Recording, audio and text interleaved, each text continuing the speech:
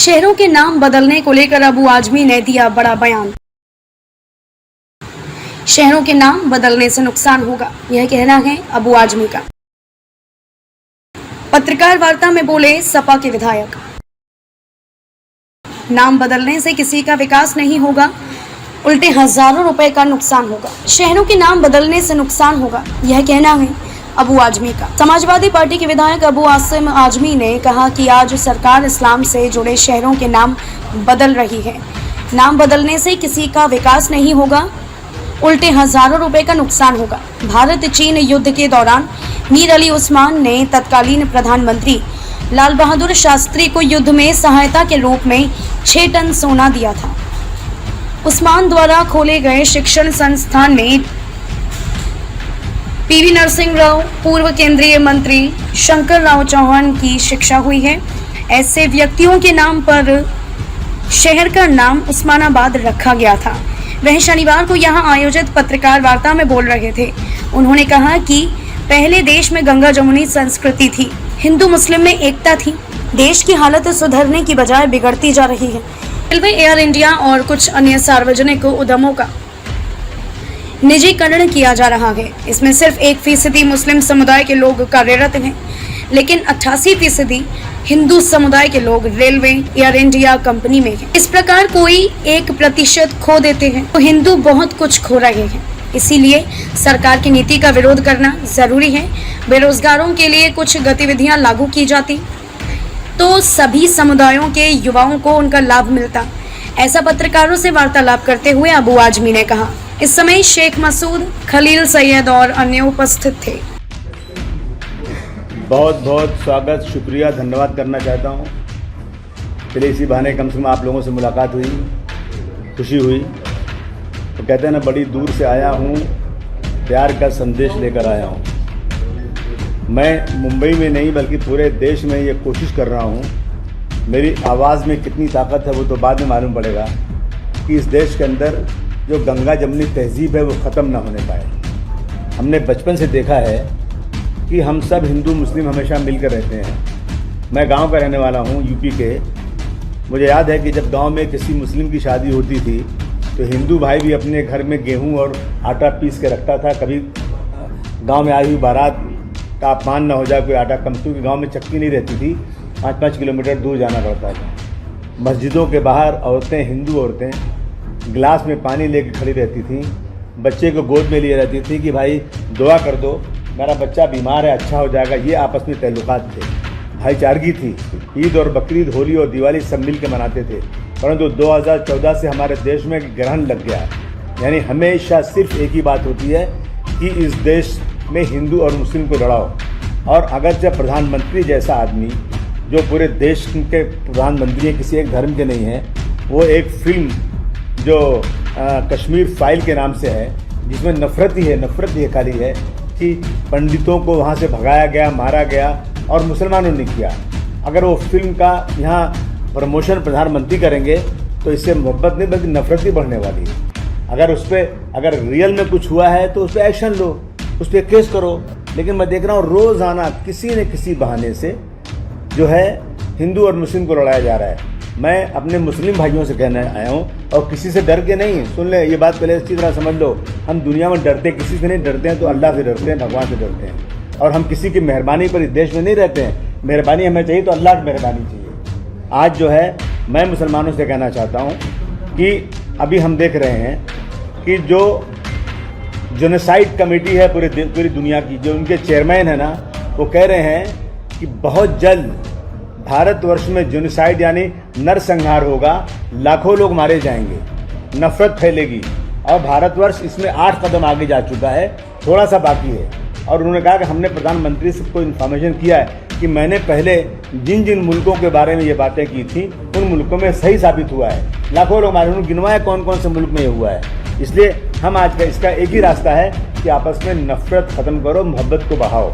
मैं ख़ास तौर से अपने मुस्लिम भाइयों से कहने आया हूँ कि रसूलुल्लाह ने, जिनको हम दुनिया में सबसे ज़्यादा मानते हैं, उन्होंने कहा कि अगर तुम्हारा पड़ोसी भूखा है और तकलीफ़ में है और तुम आराम से हो, तुम खाना खाते हो पेट भर के और वो भूखा रहता है, तो तुम मुसलमान नहीं हो। मैं मुसलमानों से निवेदन करना चाहता हूँ कि अल्लाह और रसूल को मानते हो अगर, तो तुम अपने मोहल्ले में जितने भाई पड़ोसी तुम्हारे हैं, चाहे वो किसी जात धर्म के हो, उनसे कह दो कि रात को खून की ज़रूरत पड़ेगी तो हम मुसलमान तुमको खून देंगे और दे करके हम रसूलुल्लाह की बात को पूरा करेंगे। मेरा सबसे पहला ये मकसद ये है। हम इस देश में और 20 साल भूखे रह जाएं, हमें नौकरियां ना मिलें, इस और बात सुन दो, हमें नौकरी ना मिले, हमारे बच्चे सड़क पर फुटपाथ पर सब्जी बेचकर, फल फ्रूट बेच के ज़िंदगी गुजारे, वो चलेगा, लेकिन नफरत को ख़त्म करना बहुत ज़रूरी है। इसलिए हम ये काम कर रहे हैं आज। देखिए, मैं देख रहा हूँ ये सरकार जो है ना, सिर्फ हिंदू मुस्लिम चलती है। अभी उन्होंने नाम बदल दिया यहाँ पे। मैं इनसे पूछना चाहता हूँ, उस्मानाबाद का नाम बदलने से क्या उस्मानाबाद का डेवलपमेंट हो जाएगा? क्या उस्मानाबाद में जो बेरोज़गार उनको रोज़गार मिल जाएगा? क्या किसानों की डबल इनकम हो जाएगी? क्या हो जाएगा? हाँ, इससे ये होगा कि कई हज़ार, मतलब एक बहुत बड़ी रकम जो डेवलपमेंट में आ सकती थी, वो नाम बदलने में खर्च हो जाएगी, बहुत बड़ा बोझ पड़ेगा। इसका ख्याल नहीं है, सिर्फ हिंदू मुस्लिम करना चाहते हो। उद्धव जी को मैंने सपोर्ट किया था, और इसलिए सपोर्ट किया था कि उद्धव जी ने कहा था कि मैं 30 साल तक गलत लोगों के साथ में था, अब मैं सेकुलर लोगों के साथ रह के सेकुलर सरकार चलाऊँगा। लेकिन जाते जाते उन्होंने ये काम किया कि यहाँ पर औरंगाबाद और उस्मानाबाद का नाम बदल दिया। मैं जब हिस्ट्री उठा के देखता हूँ तो उस्मानाबाद का नाम मीर उस्मान अली के नाम पे था, और मीर उस्मान अली वही हैं जिन्होंने यूनिवर्सिटी बनाई, ये मराठवाड़े के अंदर वो यूनिवर्सिटी जिसमें नरसिम्हा राव ने पढ़ाई किया, जिसमें हमारे ये अशोक चौहान साहब के पिताजी शंकरराव चौहान जी ने पढ़ाई किया। बड़े बड़े लोगों ने वहाँ पढ़ाई किया, इतनी बड़ी यूनिवर्सिटी दिया इन्होंने यहाँ पर। और मैं फिर आगे देखता हूँ तो 1965 में, मुझे खुद अच्छी तरह याद है, मैं छोटा सा था, आजमगढ़ के शहर में पढ़ता था, मैं प्राइमरी स्कूल में 4-5 क्लासें पढ़ता रहा हूँगा मैं। उस वक्त हम लोग गलियों में, हमारे यहाँ साधु बाबा थे जिनके एक पैर में पोलियो था, साइकिल रिक्शे पे चलते थे वो आगे आगे साधु बाबा, और हम लोग उनके पीछे चिल्लाते थे, मदद करो मदद करो मदद करो, चाइना से लड़ाई हो रही है। पैसा नहीं था हम लोगों के पास भारतवर्ष में उस वक्त। ऐसे टाइम में यही मीर उस्मान अली ने, मैंने देखा है, पढ़ा है कि उन्होंने लाल बहादुर शास्त्री जी को बुलाया और 6 टन सोना दिया कि भाई मेरे देश की सरहदों पर लड़ने के लिए पैसा मैं दे रहा हूँ। बहुत सारे काम उन्होंने किए, डेवलपमेंट किया यहाँ पर। उनका नाम बदल के क्या मिलने वाला है? ये नाम सिर्फ इसलिए बदला जा रहा है, जितने नाम बदले गए, चाहे यूपी में बदले जाए, चाहे यहाँ बदले जाए, वो सब इसलिए बदले जा रहे हैं कि मुसलमानों के नाम पर है। अब देखिए, इन्होंने जो है मुगल सराय का नाम बदल दिया, इलाहाबाद का नाम बदल दिया, अकबरपुर का नाम बदल दिया, फैज़ाबाद का नाम बदल दिया, औरंगाबाद का नाम बदल दिया, उस्मानाबाद, दिल्ली से औरंगज़ेब रहमतुल्लाह अलैह के नाम की तख्ती निकाल दिया। ये सब क्या है? ये एक मैसेज देना है कि हम मुसलमानों को इस मुल्क में कुछ समझते नहीं हैं। देखिए, 20% मुसलमान अगर इस मुल्क में जुल्म का शिकार होगा तो हमारा देश कभी भी डेवलपिंग कंट्री नहीं हो सकता, नहीं माना जा सकता है। ये सिर्फ इसलिए हो रहा है। हम लोग ने बात किया है, इसके लिए कोर्ट जा रहे हैं, एक कमेटी बनी हुई है, नाम बदलने की समिति है, उसको एक्शन कमेटी, उसमें मैं भी उसको सपोर्ट करूँगा। देखिए, मैं कहना चाहता हूँ सरकारों से, आप बनाइए नाम ज़रूर डालिए। कहते हैं पुराने शहरों के नाम बदलने से क्या होगा, नया कोई शहर बसाओ तो कोई बात बने। बहुत जगहें खाली हैं, बनाइए जितनी बनाना है, और रखिए नाम उसको, बाला साहब ठाकरे के नाम पर रख दीजिए, शंकरराव चौहान जी के नाम पर रख दीजिए, बाला साहब ठाकरे की पत्नी के नाम पर रख दीजिए, और जो मरने वाले हैं उनके नाम पर पहले से बना कर रख लीजिए। कोई मना नहीं करता है, बनाइए। परंतु नाम बदल करके ये नफरत का जो काम है ना, ये बिल्कुल ठीक नहीं है। मैं कहना चाहता हूँ इसको रोकिए, इससे बहुत बड़ा फिनेंशियल भी बोझ पड़ने वाला इस पे है। ये बिल्कुल ठीक नहीं है। और आज जो है हालात कितनी देश की ख़राब है, लोग कह रहे हैं कि कहीं ऐसा ना हो जाए। हमारे देश पर 1,36,000 करोड़ का कर्ज है, और कहते हैं हर पैदा होने वाले बच्चे के ऊपर 25 से 30 हज़ार। वो प्रधानमंत्री जिन्होंने कहा कि मैं एक बार प्रधानमंत्री बनूंगा तो मैं बिना मांगे हुए एक लोगों के खाते में 15-15 लाख रुपए आ जाएगा। लोग तालियां बजा के स्वागत करने रहे, और आज 15 लाख आने के बाद जाने दीजिए, एक बच्चा जो पैदा हो रहा है उसको 25 से 30 हज़ार रुपये का कर्जदार पैदा हो रहा है। और जो लोग कर्ज देते हैं ना, ऐसे नहीं देते हैं। जो फॉरेन का कर्ज हमारे ऊपर है वो हमें गुलाम बना रहे हैं। हमारे मुल्क से जिस तरह से चाहते हैं एग्रीमेंट कर रहे हैं, हमारे मुल्क का पैसा उठा के ले जाएंगे, मुल्क को कंगाल कर रहे हैं। और यही हालत हुई थी श्रीलंका की। श्रीलंका पर सिर्फ 5,51,000 करोड़, 5,100 करोड़ था, सॉरी, हाँ, और श्रीलंका बर्बाद हो गया। देखा आपने कितना लोग सड़क पर उतर गए, मंत्रियों को नंगा करके मार रहे हैं, प्रेसिडेंट के घर में घुस गए, बर्बाद हो गया। लोग कहते हैं कि हमारे हालात भी श्रीलंका की तरह हो सकते हैं। दुआ करता हूं अल्लाह ताला भगवान से कि भाई ये हमारे मुल्क के हालात ना होने पाएँ, हालत ख़राब है। मैं देखता हूँ 2014 के बाद मुझे कोई व्यक्ति ऐसा नहीं मिलता है जो कहे मेरी आमदनी बढ़ गई। आमदनी सबकी घट रही है, और मैं ख़ास तौर से उनसे कहने आया हूँ जो लोग तमाशा देख रहे हैं। ये तमाशा देखने का टाइम नहीं है। आज रेलवे बिक रहा है, रेलवे में आप जो नौकरी आएगी तो किसकी आएगी? प्राइवेट आएगी। तो उसमें क्या रिजर्वेशन मिलेगा? नहीं मिलेगा। 12 घंटे काम करने पड़ेंगे। जो लोग 8 घंटे काम करके चले जाते थे ना, 8 घंटे की जगह 6 घंटे काम करके निकल जाते थे, और सैलरी भी ज़्यादा मिलती थी, पेंशन मिलती थी, रहने का क्वार्टर मिलता था, वो सब खत्म हो जाएगा। जिनका रिजर्वेशन है वो लोग जागें। मेरा रिजर्वेशन नहीं, मैं तो पहले से फुटपाथ पे हूँ। मेरे लोग तो सड़क पर सब्जी बेच करके, रिक्शा चला करके, पेंटिंग करके, चाय के ढाबे पे काम करके, झाड़ू लगा के ज़िंदगी गुजार रहे हैं। हमें रिजर्वेशन ही नहीं है। जिनका रिजर्वेशन है उनके सामने इनकी बोलने की हिम्मत नहीं है। ये बैक डोर से सारा रिजर्वेशन खत्म होने वाला है। रेलवे में मुसलमान 2% है। मेरी नौकरी कहाँ है? मेरी नौकरी क्या फ़र्क पड़ता है? 98% लोग जो इस देश के हैं ना, उनकी नौकरियाँ जाएंगी। एयर इंडिया बिक गया, मुसलमान कितने परसेंट है? 1%। नौकरी किसकी जाएगी?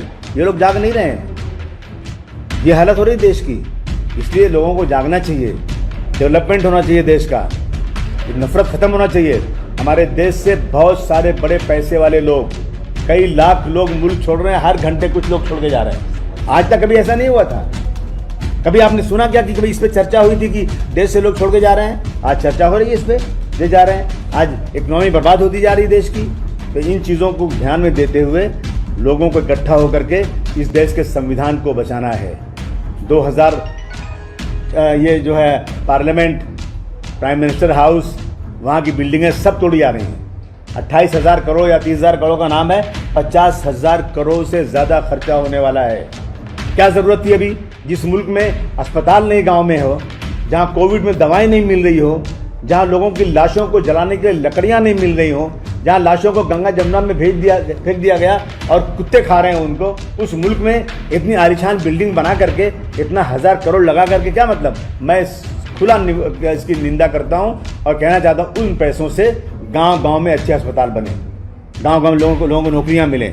45 सालों में सबसे ज़्यादा बेरोजगारी इस सरकार में हुई है, ये कोई इनकार नहीं कर सकता। ये सारी बेचैनी है, लेकिन लोग सोए हुए हैं।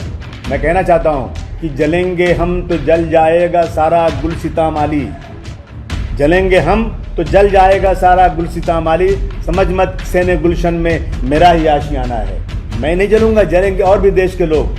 कुछ लोग समझते हैं खाली मुसलमानों के साथ कर जाएगा, आग लगती है ना तो आग किसी का घर देखती नहीं है। रोज़ाना झगड़ा, लड़ाई, मारपीट।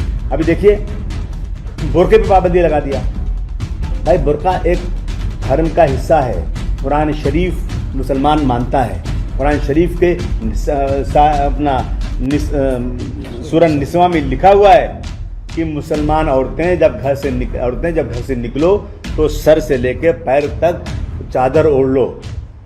अभी उस पर चल रही है। और देखना एक जो है कोई एक्टर जो है नंगा घूम रहा है, उस पर कोई रोक ही नहीं है। मैं समझता हूँ कि सड़क पर कोई नंगा घूमे तो मैं नहीं, ये आप सब जितने बैठे हैं ना, सब उसका विरोध करोगे कि नंगा कैसे घूम रहा है आदमी, कोई बोल नहीं रहा है। और अगर हिजाब करके जा रही है तो उस पर पाबंदी लग रही है, उस पर झगड़ा हो रहा है। अगर हिजाब पे कोई प्रॉब्लम है तो आप अस्पताल में, स्कूल में, शॉपिंग मॉल में, हर जगह पर एक कैबिन बना लीजिए, एक लेडी रख दीजिए वहाँ पर, सारे हिजाब वालों को चेक कर लो, उसके अंदर कुछ है तो चेक करके रोक लो उसको।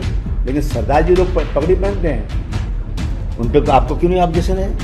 तो आपकी हिम्मत नहीं है मुसलमानों को, आप जो है ना उनकी शराफत का फ़ायदा उठा रहे हो। मुसलमान जो है ना इस मुल्क से मोहब्बत करता है। मुसलमानों ने इस मुल्क के से पाकिस्तान को लात मारा है। हम बाई चांस नहीं, बाई चॉइस 1947 में मौलाना अबुल कलाम आज़ाद की इस आवाज़ के ऊपर कि इस मुल्क में तुम्हें वो सब मिलेगा जो सबको मिलेगा, हर जात धर्म के लोग एक साथ रहेंगे, तो यहाँ मुसलमान रहा है। उनके साथ रोज़ा नहीं होगा, उसको इतना परेशान किया जा रहा है कि दीवार पर खड़ा कर दिया गया उसको। ये ठीक नहीं है, बिल्कुल ठीक नहीं है। हर जगह ये हो रहा है, पता लगाया जा रहा है कहाँ मुसलमान है, कैसे नौकरी से निकाला जाए, कैसे क्या किया जाए। रोज़ाना वही काम, रोज़ाना वही काम। इन चीज़ों के खिलाफ हमें खड़ा होना चाहिए। हमें देश को डेवलपमेंट की तरफ ले जाना चाहिए और हिंदू मुस्लिम की एकता को बरकरार रखना चाहिए। ये काम करने के लिए मैं आज इस शहर में आया हूँ और मेरी कोशिश है कि मैं गंगा जमुनी तहजीब जो थी वो बरकरार देश में रहे। धन्यवाद।